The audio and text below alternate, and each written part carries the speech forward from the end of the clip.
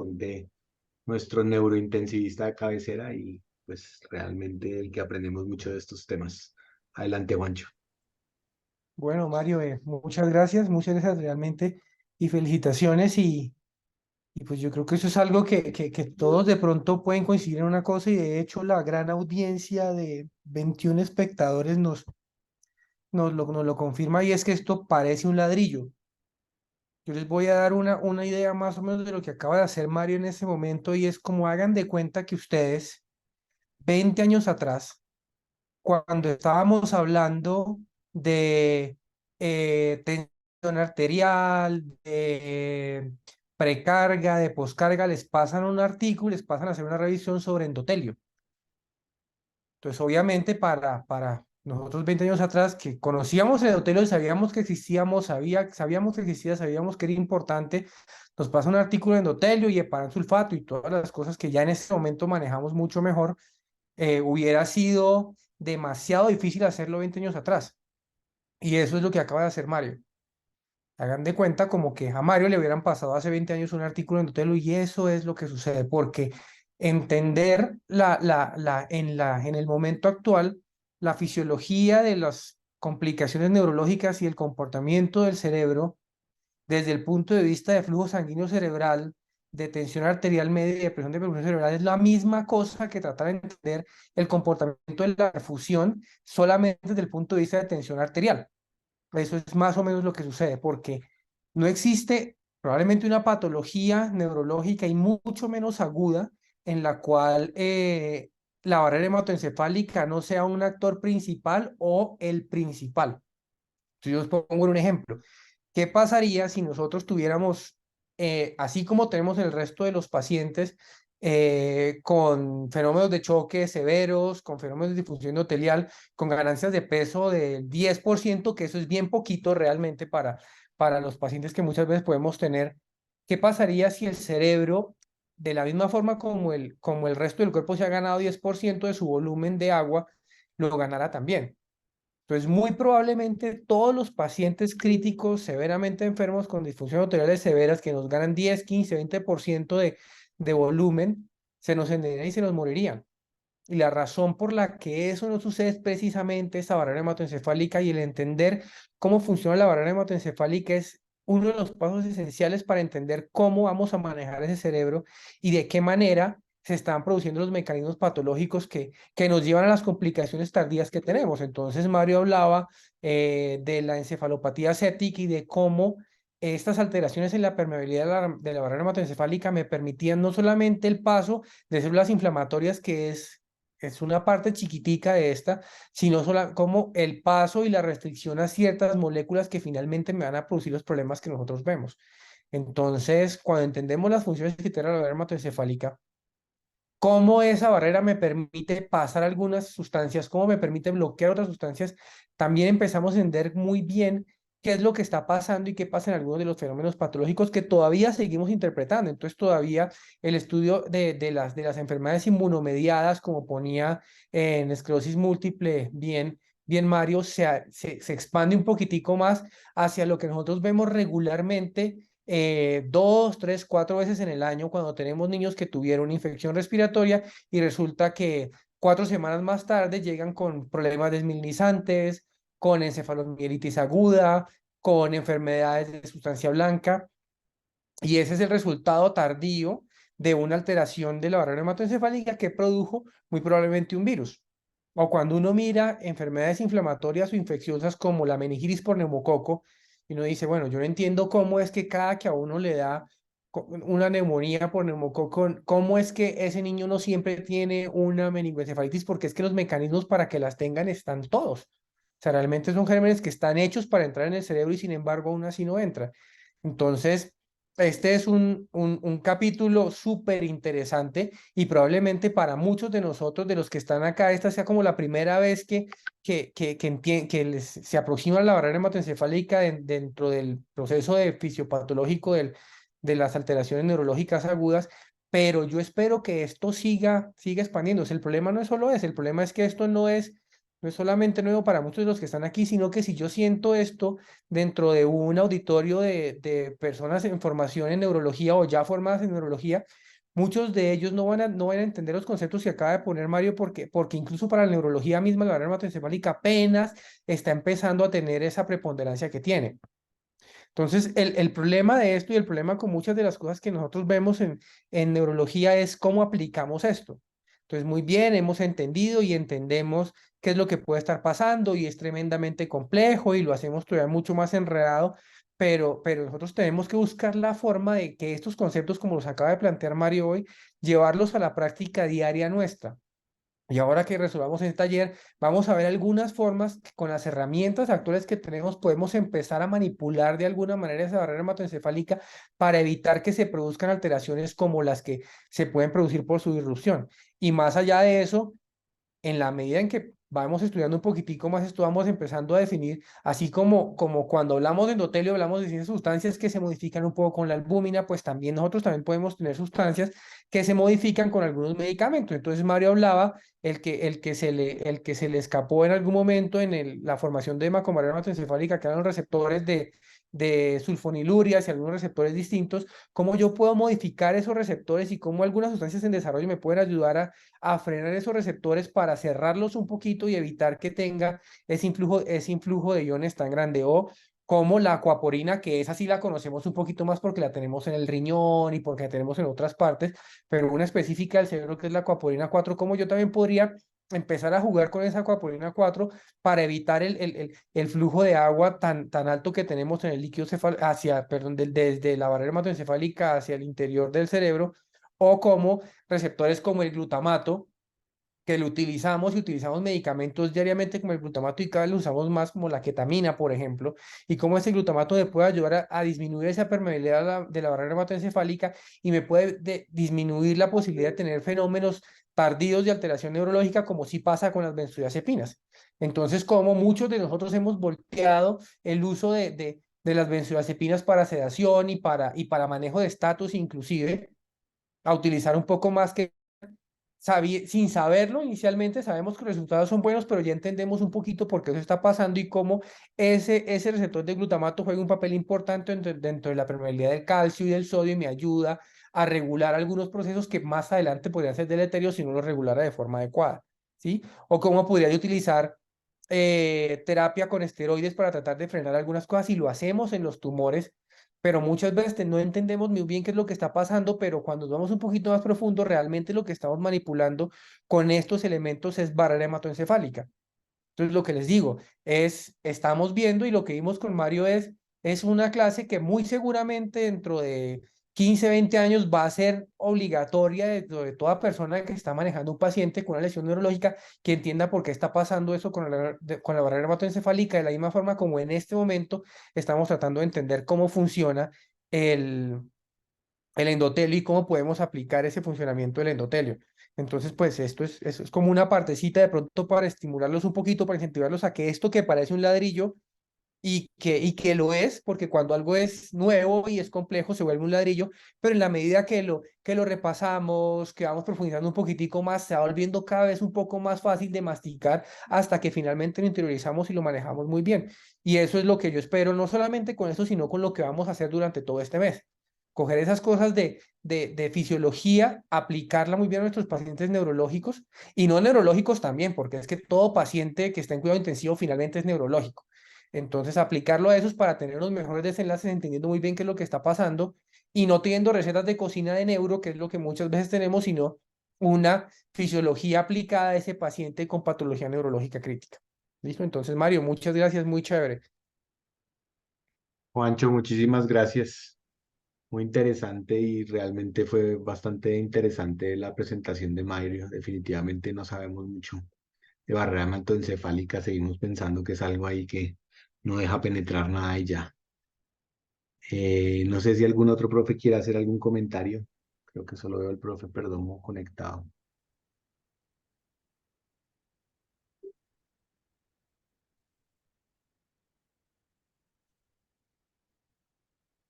Bueno, pues entonces en principio si quieres, no sé Mario, si tienes ahí en tu presentación las preguntas del taller. Ahí está el profe Perdomo, mira. Más que me cogieron lejos del celular. No, Pero pues bien lejos, profe, lo pusimos a correr. sí, sí, ya llegué agitadito y todo. Aquí me están tomando una pulsoximetría porque me vieron como malito. Entonces, no, pues felicitar a Mario. De verdad que ver la profundidad de una revisión de un tema de estos a este nivel es muy, muy satisfactorio. Porque, porque de verdad que así como lo dijo Juan, la cantidad de conceptos nuevos, tan frescos, que reflejan el gran desarrollo que ha tenido la investigación en los últimos años con respecto a este tema, pues nos hace, es el reflejo de la preparación y el esfuerzo que hizo Mario, entonces felicitarlo. Yo sé que el tema es muy largo, pero pues volvemos a insistir, tratar de que los tiempos asignados se cumplan. Acá ustedes tienen la gabela de nuestra paciencia, de la paciencia de los compañeros, de tener una auditorio cautivo, pero pues cuando ya estos temas ustedes los presenten en un congreso que es parte de las satisfacciones que nosotros como guías espirituales de ustedes tenemos, verlos en los congresos, en simposios, haciendo presentaciones, pues en esos escenarios a los minutos que sean asignados, pues van es bajando del estrado. Entonces, pues para tratar de reforzar eso de que las presentaciones se ajusten un poquito más al tiempo que tenemos asignado, que creo que vamos en 40 minutos, pero hoy fue un poquito más largo. Y así tener un poquito más de tiempo para la otra parte que también es muy productiva, que es la parte de los talleres. Entonces, nuevamente felicitar a Mario, de verdad que muy, muy profunda su revisión y quedamos muy satisfechos. Muchas gracias, profe. Profe, muchas gracias. Entonces, nada, Juancho, adelante si quieres dirigir el taller. Yo estoy aquí pendiente. Bueno, vamos, no tengo las preguntas acá, si las quieren. Ahí las tiene eh, proyectadas Mario. Ahí Ah, está listo, en listo, listo. la diapositiva, profe. Sí. Entonces esta es una parte inicial. Yo estaba leyendo los, las respuestas del taller de todos, entonces no sé quién se quiere lanzar al agua con esta primera del concepto del Lund y la relación de la barrera hematoencefálica. La idea del taller era precisamente con esto que hizo Mario, tratar de llevar una aplicación a lo que podemos hacer nosotros en la cabecera del paciente. Entonces Gina levantó la mano.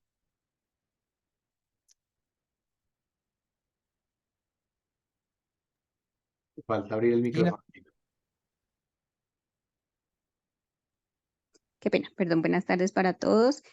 La primera pregunta nos pide acerca de explicación acerca del concepto de Lund y su relación con la teoría de la barrera hematoencefálica. Entonces lo que encontré fue que tiene relación, el concepto de Lund se aplica como uno de los enfoques que se proponen para el manejo de la hipertensión endocraniana en los pacientes. Entonces, hay diferentes formas de realizarlo. Entre ellas tenemos la opción de enfocarnos directamente con valores de la PIC y que pues, nuestras intervenciones vayan relacionadas con medidas como la hiperventilación controlada, la infusión endovenosa de soluciones hiperosmolares, el uso de algunos barbitúricos o que nuestro objetivo esté centrado en la presión de perfusión cerebral y el flujo sanguíneo cerebral, entonces también nuestras medidas van a estar enfocadas hacia ello. Sin embargo, el concepto del LUM es un enfoque volumen objetivo.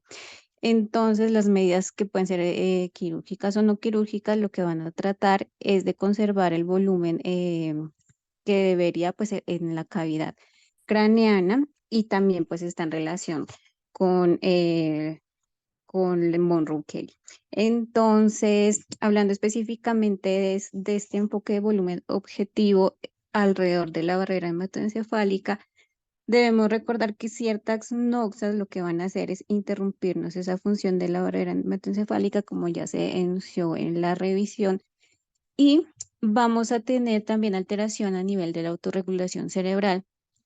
Entonces, tenemos que contar con otras herramientas, como por ejemplo el paso de agua, el intercambio de agua a nivel transcapilar de esa barrera, pues hablando de la barrera hematoencefálica. Entonces, ¿cuáles serían los dos aspectos que deberíamos modificar? Las fuerzas hidrostáticas y las fuerzas osmóticas a través de esa barrera capilar. Por esta razón, entonces, el concepto del LUM se va a enfocar a que haya un paso de agua desde el intersticio, de la parte celular hacia la parte capilar para disminuir el volumen cerebral. Y para ello se proponen ciertas intervenciones. Entre ellas, entonces se puede nombrar tener en cuenta una presión arterial media mínima, lo que se enuncia como fisiológicamente aceptada, teniendo en cuenta pues la edad y que extrapolándolo como a lo que hacemos en pediatría podría ser un percentil 5, un percentil bajo pero aceptable, y que eso se podría lograr con combinación de medicamentos como los antagonistas beta 1 y los agonistas alfa 2, que adicionalmente pues tendrían un efecto en reducción de la respuesta al estrés relacionado con el evento subyacente. Otra forma sería manteniendo la presión coroidosmótica, y lo que el concepto del LUN propone es que sea mediante transfusión de glóbulos rojos e infusión de albúmina, pero teniendo en cuenta pues no exceder los valores normales, pero sí conservarlos en el óptimo posible. De tal manera pues que esta presión coroidosmótica nos ayude a traer agua hacia el espacio intravascular y favoreciendo la absorción de líquidos transcapilares. Y otra de las propuestas del concepto de Lung es también admitir el uso de diuréticos para conservar un balance levemente negativo que tenga un efecto pues a nivel sistémico como a nivel cerebral, considerando pues como les mencionaba previamente que probablemente los mecanismos de autorregulación cerebral estén alterados por las patologías de base. Eso fue lo que encontré pues con relación a la pregunta. Listo. ¿Alguien más?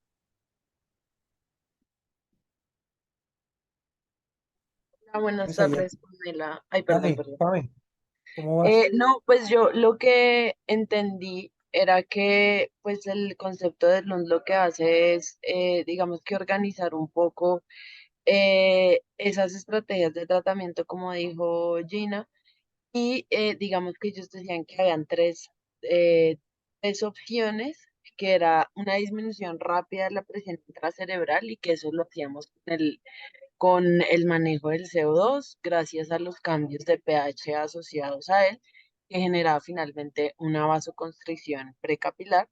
Y adicional con la terapia hiperosmolar, y lo otro es con las altas dosis de barbitúricos con el fin de disminuir el flujo sanguíneo cerebral a costilla pues de la disminución de la tasa metabólica cerebral. Y lo otro sería el manejo quirúrgico, que es como controlar la presión de perfusión y el flujo sanguíneo cerebral. Y que digamos que eso se relacionaba con la barrera hematoencefálica, eh, teniendo en cuenta como la relación entre la conductancia hidráulica capilar y esa relación entre la permeabilidad del agua y la superficie, digamos, total que tiene los capilares de poder transferir el agua, y las presiones de conducción, que era lo que estaba mencionando Gina ahorita al final, que es esa relación entre la presión hidrostática y el gradiente de presión osmótica, permitiendo como esos gradientes de presiones y esos movimientos finalmente que favorecen los movimientos de agua. Era como eso, vamos.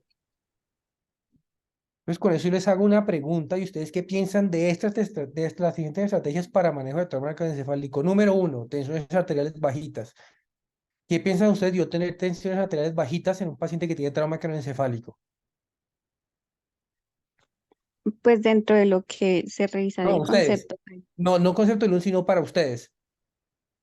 sí, o sea, porque estoy de acuerdo también con algunos detractores que hay del concepto de Lung, y es que tenemos que tener en cuenta que no solamente podemos enfocarnos en que debo disminuir el volumen en la parte intracraneana, sino que también debo mantener una presión de perfusión cerebral. Entonces, lo que hago manteniendo unas presiones bajas, quizá me ayuda a disminuir esa parte del volumen sanguíneo, pero no me va a ayudar en conservar una adecuada presión de perfusión. Entonces, creo yo que la meta no debería ser mantenerlas bajas, sino mantenerlas con relación a lo que el paciente necesite específicamente y en los rangos más normales posibles. Si tengo monitorización de la PIC, pues tratando de conservar el cálculo, haciendo pues el cálculo y tratar una adecuada presión de perfusión, pues que también tiene relación con la edad. Pero creo que se relaciona, tiene que ver mucho también con la condición del paciente y que no estaría bien, pues, decir que todos los pacientes se beneficien de tener una presión baja. Entonces aquí en el chat Eliana pone grave, aquí pone Pablo dice, no, Pablo dice, baja presión, se estrangula, no sirve. Entonces realmente muchos de los que están poniendo acá están diciendo, no, pues yo no voy a poner eso, entonces le voy a poner otro concepto adicional que ponen los de Lund. ¿Qué piensan ustedes del uso de albúmina en un paciente que tiene trauma craneoencefálico?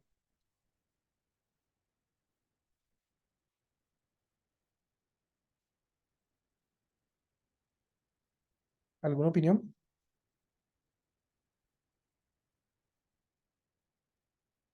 Cosmético, Pablo. Pero resulta que que de pronto los que la semana pasada, de hecho Jaime esta semana compartió un artículo muy bonito de líquidos, una de las cosas en las que, de los escenarios en los que la albúmina tiene ya de pronto una cuantificación, sino por lo menos advertencia de, oiga, procuren utilizarlo, es en el paciente que tiene trauma craneoencefálico. Cuando salió el estudio SAFE mostraba que pues realmente usar albúmina versus usar otros cristaloides no hacía ninguna diferencia, excepto específicamente en trauma craneoencefálico, porque el subgrupo específico de trauma craneoencefálico, que era un subgrupo bastante grande, les fue más mal. Entonces ya ahí decimos, nosotros vamos a seguir animando pues cualquiera de estos, pero vamos a tratar de no utilizar albúmina en trauma craneoencefálico. Entonces, segunda parte del concepto de Lund, que propone utilizar soluciones coloidosmóticas como la albúmina, tampoco cuenta. Entonces les voy a poner otra cosa adicional. ¿Qué piensan ustedes de la hiperventilación para manejo de paciente con hipertensión endocraniana?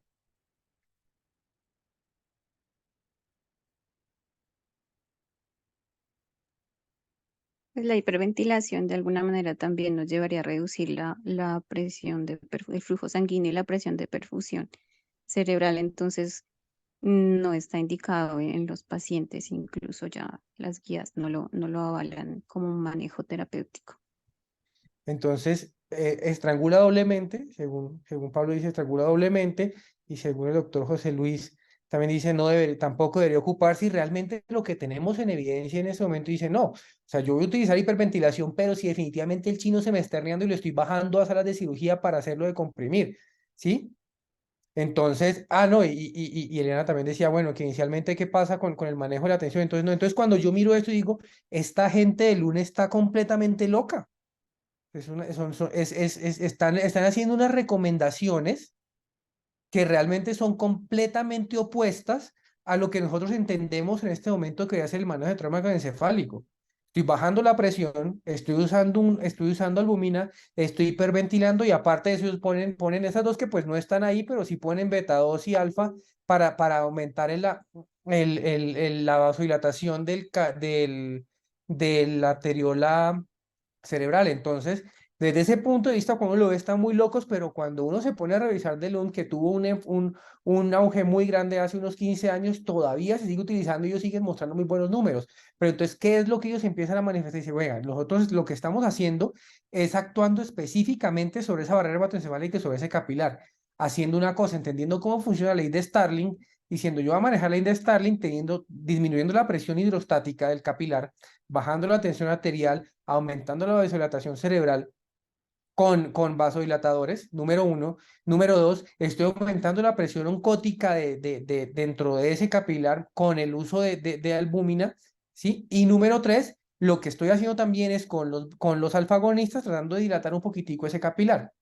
Luego me pongo en el otro escenario y número cuatro, lo que estoy haciendo es disminuyendo la concentración de hidrogeniones tratando de disminuir la concentración de CO2, ¿sí? Entonces ellos están apuntando directamente al manejo de esa barrera hematoencefálica y desde el punto de vista teórico podría tener una aplicación porque pues tiene mucha lógica. Y tiene mucha lógica si yo disminuyo equilibrio ley de Starling con los dos que les decía y aparte de eso estoy disminuyendo la concentración de hidrogeniones, pues entonces podría servirme mucho para no producir edema y esa es una de las fortalezas teóricas que tiene y por eso yo quería traer la ley de Starling, el principio de Lund para que ustedes entendieran muy bien qué es lo que puede estar pasando y yo cómo puedo hacer para manipular esa barrera hematoencefálica con unos resultados que para ellos funcionan muy bien, pero que si nosotros aplicamos en la actualidad quizá nadie lo haría y de hecho ninguno de los que estamos acá dijimos vamos a hacer eso, ¿sí?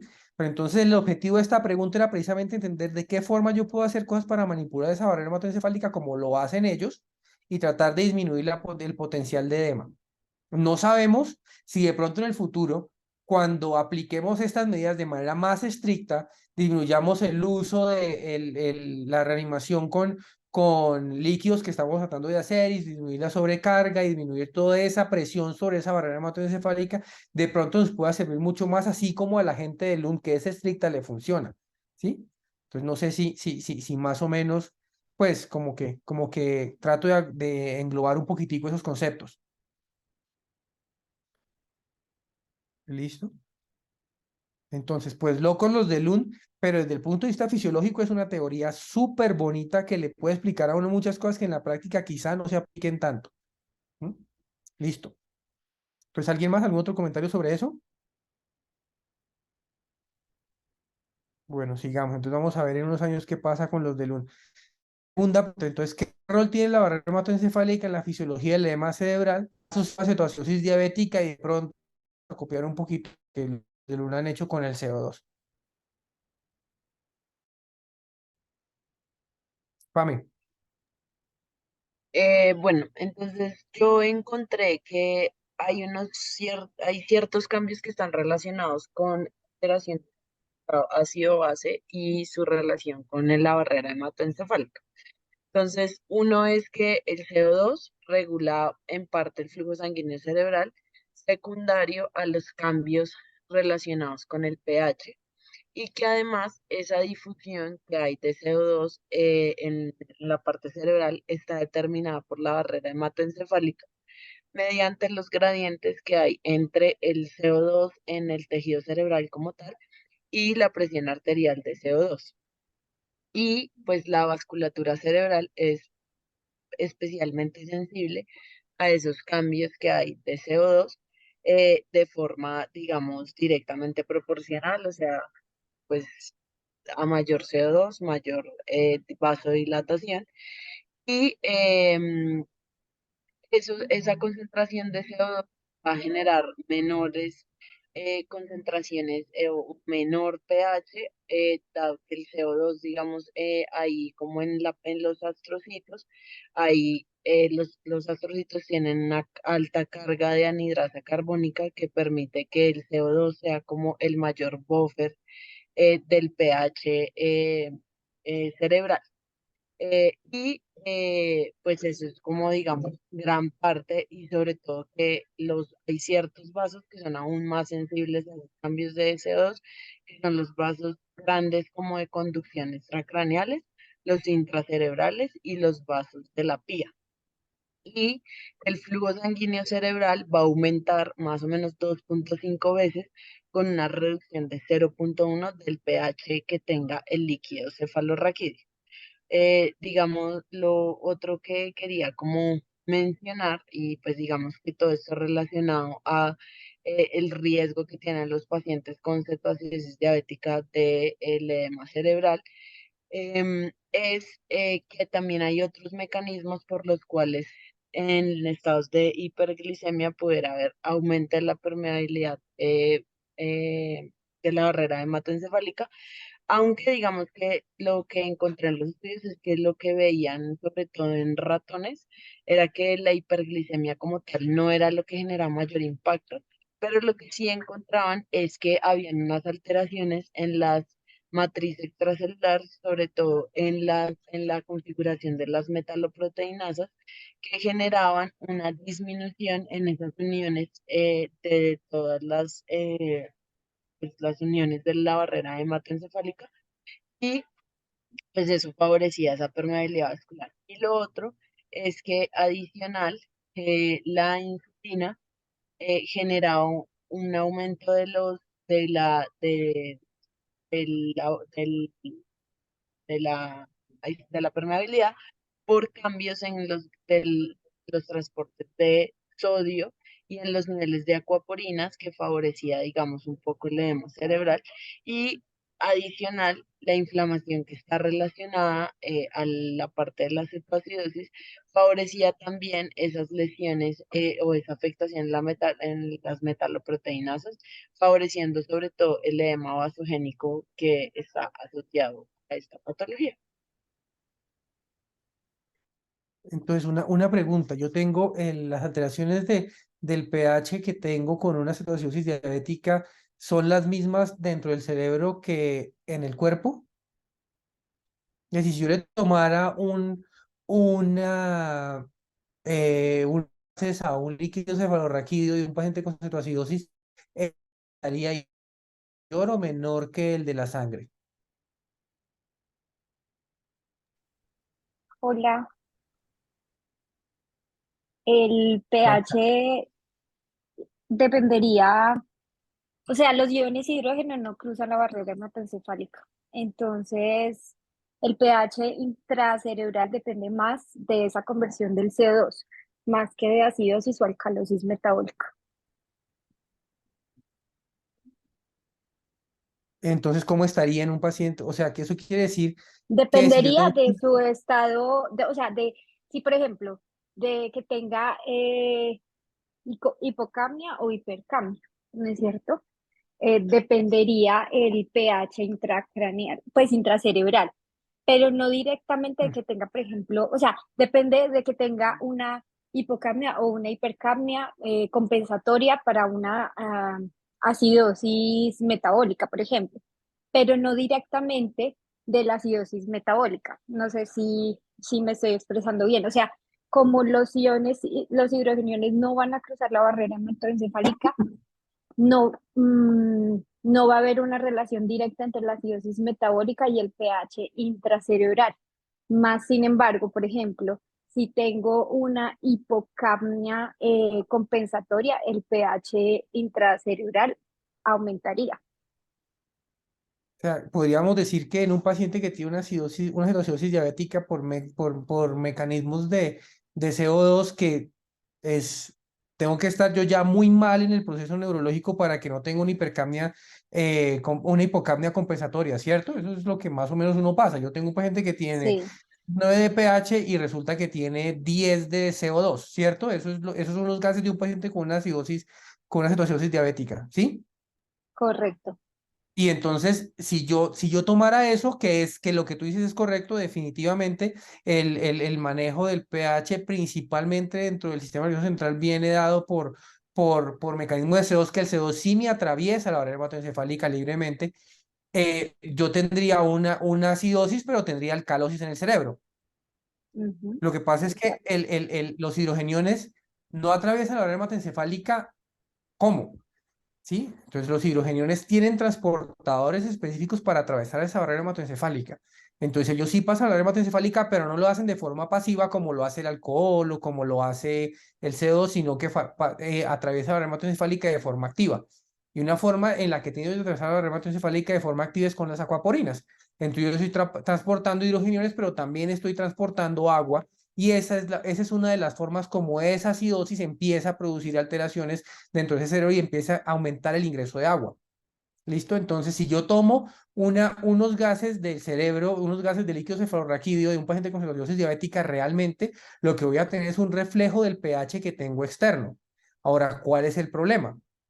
¿Qué tan fácil, si esos hidrogeniones no pudieron entrar, qué tan fácilmente van a poder salir? ¿Sí? Entonces, el inconveniente es que los hidrogeniones no salen de la misma forma como perdón, así como les costó entrar, también les va a costar salir. Y ese es uno de los problemas porque lo que yo tengo en un paciente, de hecho, por eso le dicen a uno, oiga, ¿cómo tenemos que hacer la recuperación del pH en un paciente con cetoacidosis diabética?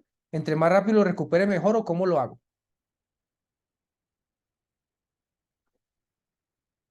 lenta, pues los cambios serían lentos, más rápidos asociados a CO2, pero si fuese por Ujú. hidrogeniones, según lo que acabamos de hablar, serían lentos. Pues Entonces yo habría tengo que que, hacer cambios no, no, lentos. me refiero a qué tan rápido tengo yo que procurar bajar el pH en un paciente que tiene cetoacidosis diabética.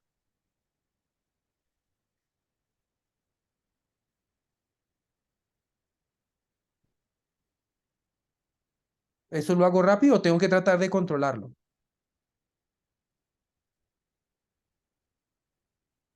Bajar o Pues sea, teóricamente, Perdón, subir el profe, pH, perdonen, perdonen, perdonen, ya. perdonen, perdonen. Sí, perdón, perdón. Regular el pH en un paciente con cetoacidosis diabética. ¿Eso es un proceso acelerado o tengo que hacerlo despacito? ¿Entre más rápido mejor o más despacio? no, más despacio. Teóricamente uno debería no hacerlo tan rápido para permitir precisamente que el cerebro se adecue al cambio osmolar. Esa es una de las razones por las que yo tengo que tratar de hacerlo de esa manera, porque en el cuerpo, en la sangre, se va a bajar rápidamente. Si yo lo puedo lograr rápidamente, incluso algunos pongámosle bicarbonato para regular el pH, pero dentro del cerebro eso no va a pasar de la misma forma, porque yo tengo que esperar a que ese transportador de hidrogeniones y esas acuaporinas alcancen a sacarme esos hidrogeniones, esa agua del cerebro, porque lo contrario, lo que yo voy a tener es un delta de hidrogeniones que lo que van a hacer es traerme más agua y producirme más edema. ¿Sí? Es una de las cosas que tengo que tener en cuenta y por eso, como acaba de decir Juanita, precisamente una de las razones por las cuales yo tengo que bajar este pH lentamente es precisamente para evitar ese desequilibrio entre las dos zonas de pH con un paciente que si tengo hipoperfusión aparte, voy a tener una alteración grande de esos transportadores para volver a sacarme el agua nuevamente del cerebro. Esa es otra de las cosas que yo tengo que tener en cuenta y por eso probablemente el mensaje que yo quiero que se lleven de toda esta revisión es que lo más importante que tengo que hacer yo para mantener una barrera hematoencefálica permeable es tenerla perfundida, porque la mayoría de los transportes de sustancias que hay dentro y fuera de la barrera hematoencefálica depende, no tengo un aporte energético adecuado, ese transportador no me va a funcionar.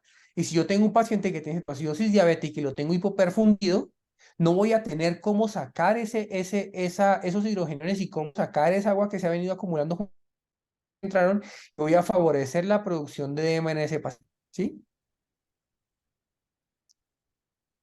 Entonces ahí vimos dos conceptos. Primero, cómo maneja el cerebro el pH con CO2, pero la otra cosa, es obviamente tanto agua como como los hidrogenes, como la glucosa, porque también hablamos ahí de glucosa, tienen unos transportadores específicos, a diferencia del resto del cuerpo, que hacen que el cerebro sea un poquito más sensible a esos cásticos en estas concentraciones bien externa o bien internamente.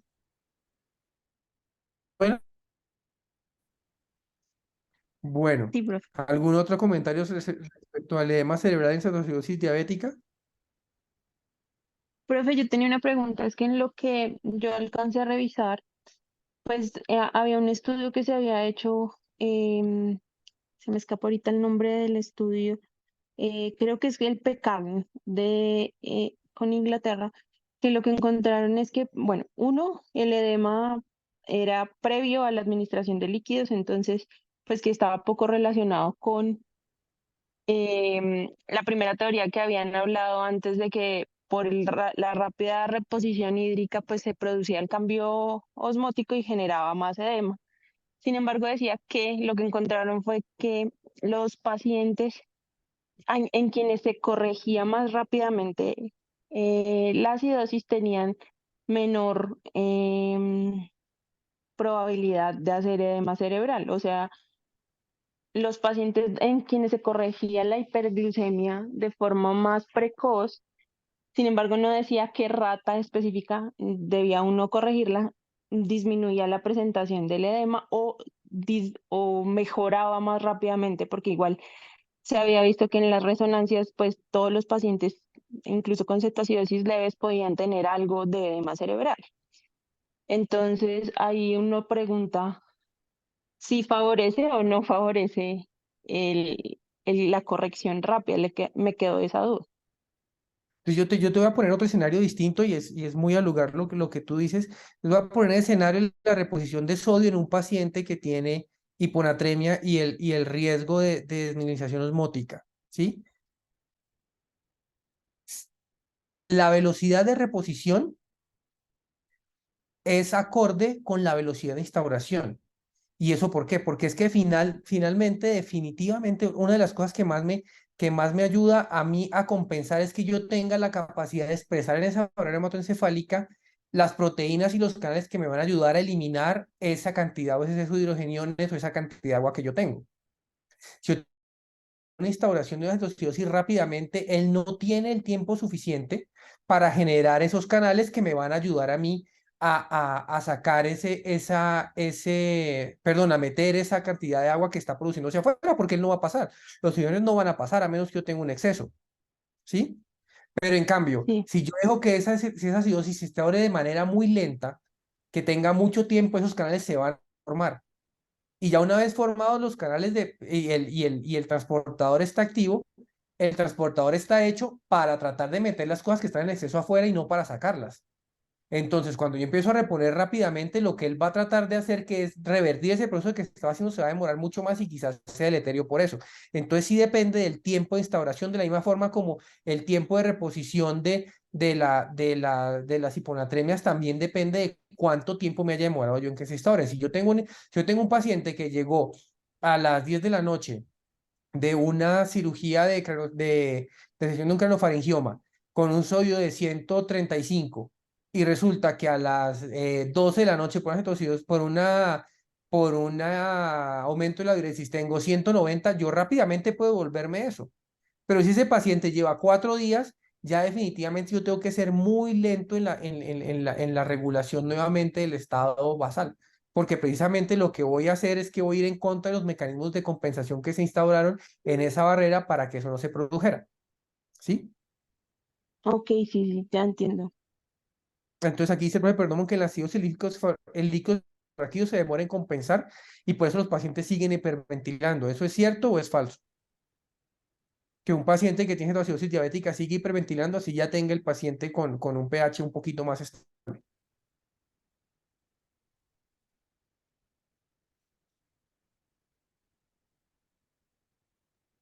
Pues yo Es digo que verdad. sí, porque pues por lo que estamos mencionando, el mecanismo de buffer en el cerebro realmente depende del CO2.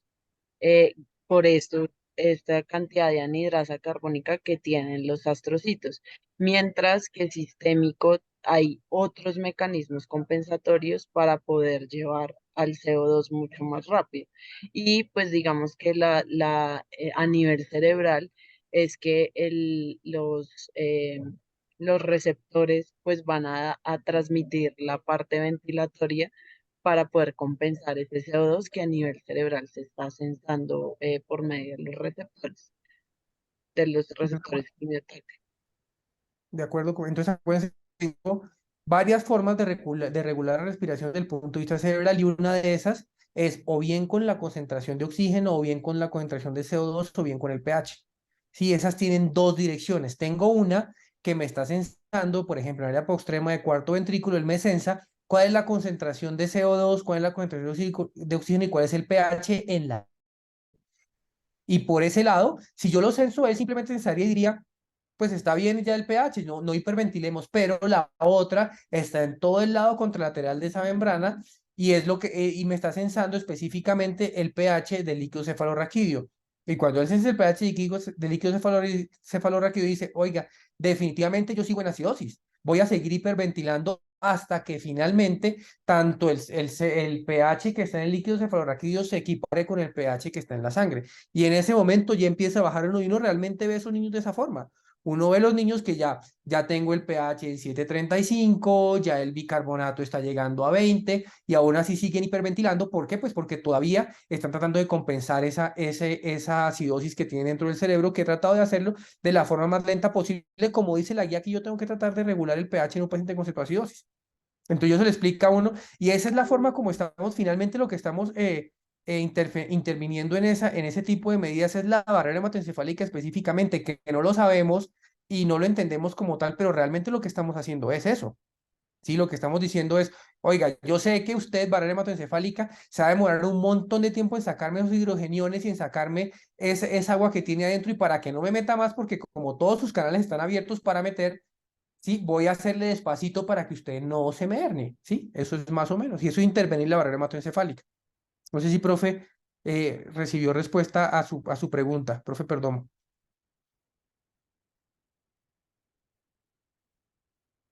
Me parece que sí. Y la última, entonces, ¿qué rol tiene la barrera hematoencefálica en la fisiopatología del síndrome de desequilibrio dialítico? Profe, pues, ¿puedo responder? Dale, igual nadie más Eh, quiso. Profe, pues hay que entender, bueno, primero que el síndrome de desequilibrio dialítico es una de las manifestaciones presentadas en los pacientes que hay cambios muy importantes en las concentraciones de los ácidos, especialmente del BUN. Cuando se hace una depresión rápida por la terapia dialítica del BUN, se va a producir cambios importantes en la osmolaridad porque este es uno de los determinantes pues, principales de la osmolaridad. Entonces, esto genera que haya un gradiente osmótico, el cual hace que entonces haya presentación de edema cerebral y esto se va a manifestar entonces como síntomas neurológicos con cefalea, náuseas, calambres, incluso puede haber deterioro del estado de conciencia y convulsiones. Pero dentro de la fisiopatología, pues entonces está asociado también a que hay una disminución de las cifras tensionales y también del sodio con la hemodiálisis que pueden sumarse a ese cambio como brusco de la urea y permiten que haya paso de agua a través de la barrera hematoencefálica, lo que va a llevar pues al edema cerebral secundario. Y hay otro mecanismo que podría también verse relacionado, que es que se puede disminuir el magnesio y al disminuirse el magnesio, este puede generar eh, que haya una disminución de la producción de ATP a través de la hidrólisis y que haya que ciertas sustancias también proinflamatorias puedan modificar la barrera hematoencefálica, como estaba comentándonos Mario inicialmente en la revisión.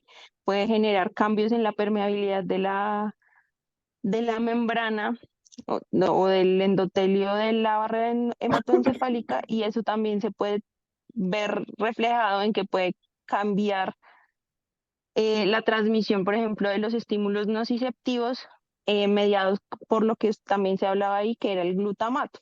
Entonces, pues eso es principalmente lo que sucede y lo que lleva precisamente a esa presentación clínica que puede aparecer durante la terapia dialítica como hasta más o menos las 48 horas, incluso puede remitir hasta las 72 horas posterior a la terapia.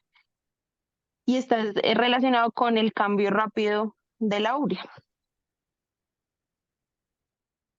Eso es. Entonces, ¿cómo penetran los nitrogenados y la urea en el cerebro? ¿Necesitan un transportador o entran libremente?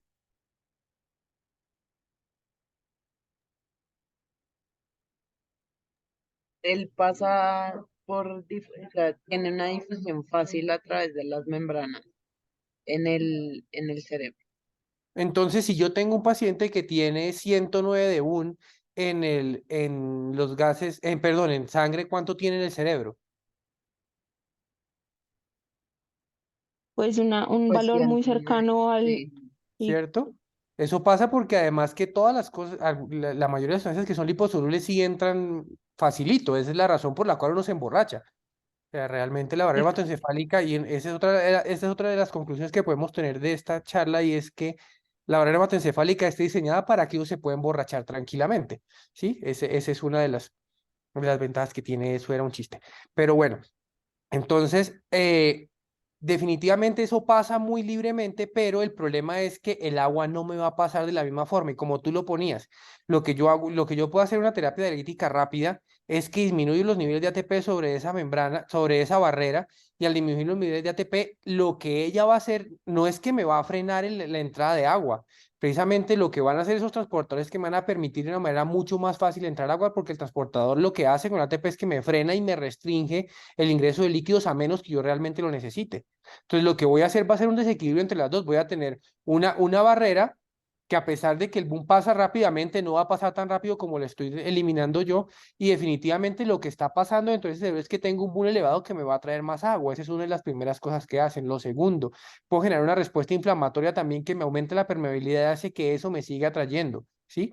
Entonces, ¿en qué pacientes es más frecuente uno encontrar un desequilibrio dialítico? ¿En los pacientes crónicamente enfermos o en los pacientes que agudamente me producen esa falla renal y me elevan ese un hasta 109 o lo que sea? En los agudamente, porque como hemos venido diciendo, pues no tienen los mecanismos de compensación para regular el cambio osmótico. Eso es. Entonces el profe pregunta si un paciente, si definitivamente el bono es una sustancia que interviene en la tonicidad sérica, ¿sí o no? Juanita dice que sí. Y entonces, desde ese punto de vista, podríamos decir que el paciente que tiene hiperuricemia es un estado hipertónico,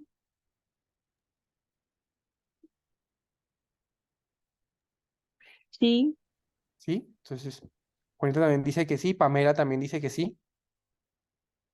Y un estado hipertónico que en el cerebro se comporta como un estado hipertónico exactamente igual que en el resto del cuerpo, pero los mecanismos compensatorios e hiperosmolar, es la otra pregunta que dice el profe.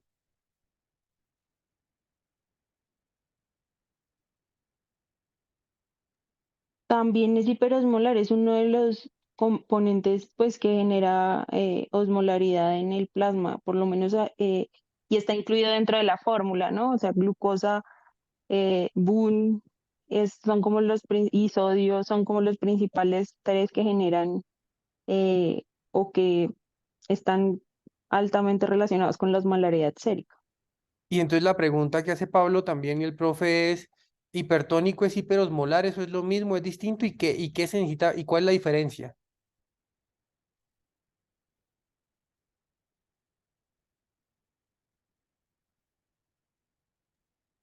Pues la Entre un agente tonicidad hipertónico. está en relación al medio intra y extracelular, que pues si uno fuera, o lo que yo entiendo, si uno fuera estricto con eso, pues acá no es, acá son dos medios extracelulares que generan unas diferencias separadas por la barrera hematoencefálica, pero no necesariamente por un espacio como tal, intra o extra. En ese sentido sería solo hiperosmolar. No sé si estoy bien o mal. Entonces, hipertónico es hiperosmolar, pero hiperosmolar no es hipertónico. Entonces tú lo pusiste como intracelular y yo te entiendo eso, pero Gina complementa un poquitico más la respuesta y dice entre dos espacios. Para ti el espacio era intracelular y extracelular, pero puede ser perfectamente intravascular y extravascular, ¿cierto? Sí, Ujú. Entonces, ¿lo hipertónico es hiperosmolar? Lo que pasa es que la tonicidad depende del sodio, la osmolaridad de todos los compuestos osmóticamente activos, que en este caso sería BUN, sodio eh, y glucosa, pero no siempre, por ejemplo, la glucosa es osmóticamente activa, porque en un paciente que no tiene cetoacidosis rápidamente entra a la célula y no va a arrastrar agua. En un paciente que no tiene falla renal, el boom pues no suele ser tan alto como para generar pues arrastre de agua. En cambio, el que usualmente sí logra arrastrar agua es el sodio. Por eso la tonicidad se referiría a sodio y la osmolaridad al, pues a todos los componentes como tal. Pero si tú tuvieras una sustancia en un lado de la membrana que tiene las características del sodio y que sea capaz de arrastrar agua, esa sustancia no se comportaría también como el sodio y te generaría Eh, tonicidad. sí, yo creo, pues en una claro. condición patológica sí, como las que estamos mencionando, sí, porque en ese caso sí arrastrarían agua, entonces aumentarían la tonicidad, según pues lo que yo entendería. Entonces O sea, ahí el me habla, BUN sí, dime, sí la dime. tonicidad. O sea, el BUN sí interviene en la tonicidad, igual que la glucosa. Lo que pasa es que, y el sodio. Lo que pasa es que la tonicidad hace referencia a lo que decía Pame, diferencia o la divergencia que hay entre la osmolaridad entre una sustancia de un compartimento a otro compartimento.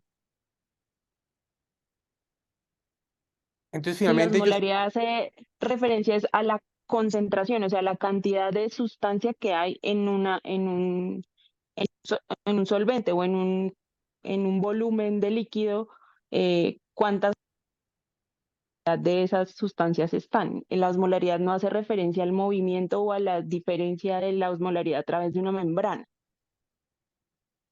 pues ahí dice el profe que hay sustancias osmóticamente activas y no necesariamente son hipertónicas, ¿sí? Realmente, pues que tiene una osmolaridad y eso no significa que aumente esa tonicidad.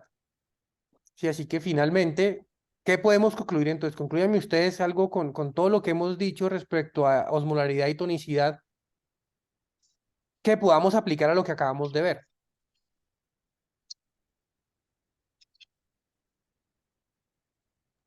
Pues que en Entonces, relación al boom en la parte del sistema nervioso central, al moverse lentamente, él aumenta la osmolaridad porque no sale, o sea, la relación que hay entre un espacio y el otro, genera un gradiente y ese gradiente es el que favorece el movimiento de agua eh, a nivel intracerebral. No sé si está bien. ¿y ese gradiente cómo podríamos llamarlo finalmente? ¿Cómo así? Sí, ¿La no, si nosotros tonicidad? tenemos una sustancia que está produciendo ese gradiente, ahí cómo podríamos decirle, qué nombre podemos ponerle a esa generación de ese gradiente. ¿Le podríamos decir Eh, tonicidad? sí, exactamente. Sí, que genera tonicidad para el movimiento de agua en esta situación. No, estamos Entonces, muy confundidos. Este tema lo revisamos hace poco.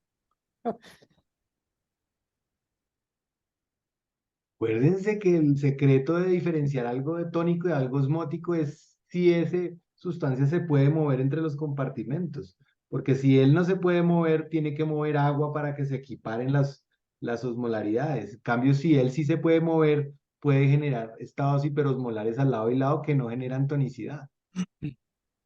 Lo que Es determina que, que una molécula sea tónica y no osmótica o que sea osmótica y tónica tiene que ver es con la capacidad de la como, membrana de dejar pasar o no esa molécula.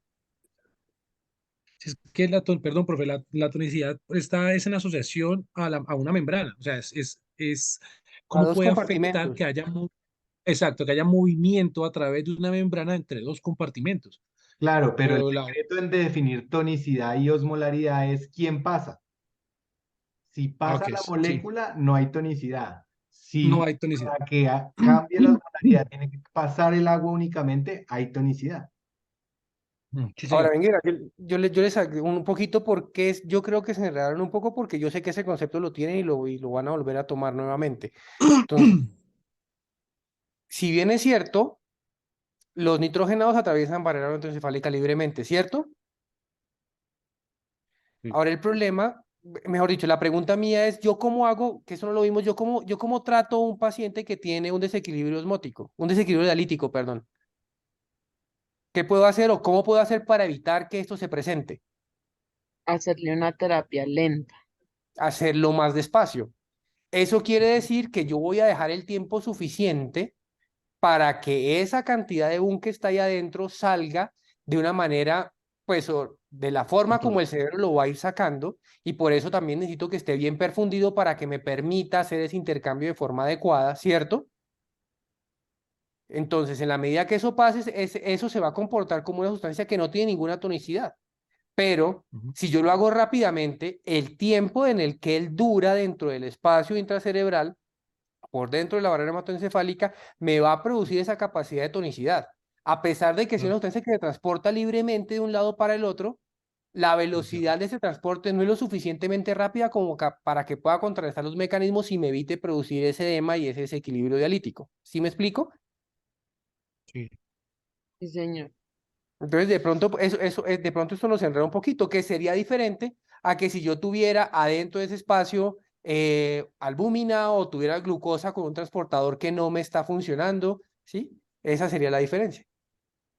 Pero entonces en ese sentido sí sería tanto hiperosmolar como hipertónica en este concepto, en el En ese desequilibrio escenario. dialítico. En ese Exactamente. escenario. Pero En ese la, escenario, sí. la diferencia está en el tiempo. La velocidad con la Exactamente. que se da, con Sí. la que se da el desequilibrio.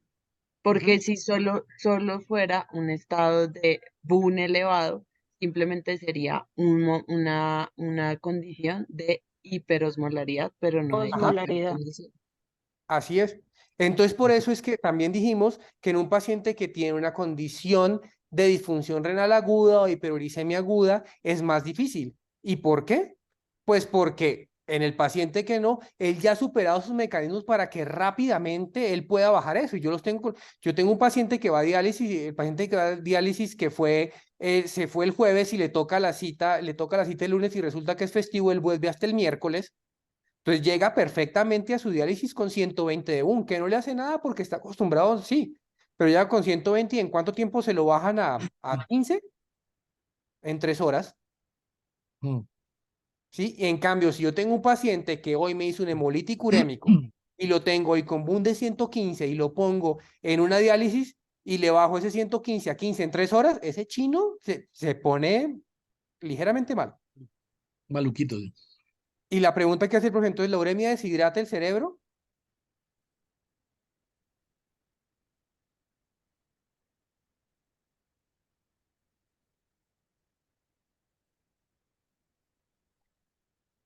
Pues la pregunta que complementaría eso para ayudar a contestar un poquitito es, bueno, no al contrario, ¿cómo así, Eliana? No al contrario, explícame un poquito no al contrario. Ah, ya, que la uremia al contrario hincha Y más el al cerebro. contrario, Ya exacto, entendí. pues esa es mi percepción. Pues que yo creo que también eso depende de la Depende de la velocidad, o sea, velocidad, sí, o sea, Ujú. como el bus no se transporta, o sea, pues no se va a generar un cambio tan rápido, eh, pues no va a alcanzar la célula a responder a sacar agua para compensar la hiperuricemia, porque Ujú. además el cerebro no va a sensar el cambio osmolar tan rápidamente, o sea, no va a empezar a generar, y lo que decía el profe, esos canales son para entrar, no para salir. Además, acuérdense que ese tipo de cosas ni entran solas ni salen solas. Sí, o sea, yo no mando un sodio solito adentro del cerebro, el sodio se va acompañado de calcio o de hidrogeniones o alguna cosa distinta. Y lo mismo, yo no mando esto a pesar de que entran por puertas distintas, uno entra libremente, pero adentro está esperando el agua también que entre, ¿sí? sí, va a intercambiar con algo. Y precisamente por eso es que lo que les dije, el mensaje más importante de todo esto es mantengamos bien perfundido ese cerebro, porque si mantengo bien perfundido el cerebro, la barrera hematoencefálica va a tener por lo menos el sustrato para funcionar. Y si lo tiene, pues ahí algo hacemos. Y de ahí en adelante empezamos a medir el resto de cosas. Por eso es que es importante el sodio, por ejemplo. Entonces, ¿qué pasa si ese paciente que yo lo tengo con hiperuricemia, lo tengo hiponatrémico? ¿O qué pasa si ese paciente que yo tengo con cetoacidosis diabética, lo tengo hiponatrémico?